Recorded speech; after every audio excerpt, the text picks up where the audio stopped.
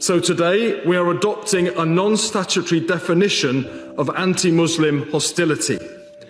This gives a clear explanation of unacceptable prejudice, discrimination and hatred targeting Muslims so we can take action to stop it.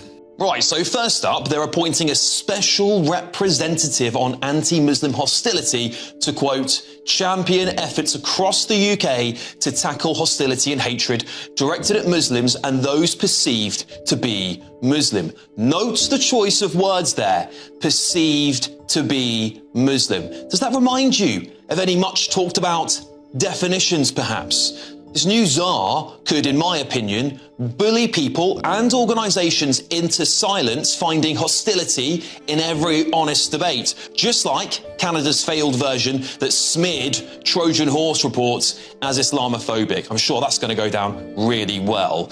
They also will be adopting a non-statutory definition of anti-Muslim hostility as a, quote, a tool for government and organisations to better understand, measure, prevent and address it. They're urging schools, colleges, councils, the NHS, every single public body to monitor and report anything that could be labelled anti-Muslim under this expansive framing. But then you notice so much deception from the mainstream media, and everything connects. Our Money used to tell Britain's story through its people, through its history, fighters, thinkers, creators. But they're also going after minorities and specifically against Christians. What about integration, I hear you ask?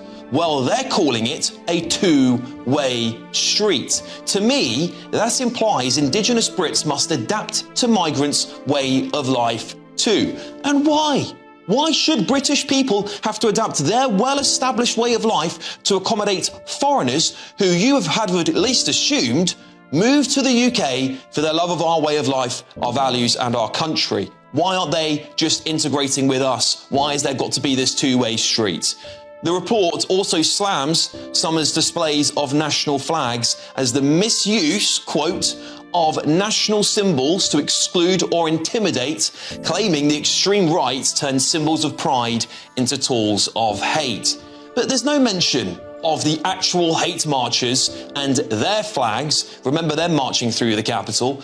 And imagine thinking this, that raising our national flag is a right-wing extremist thing to do.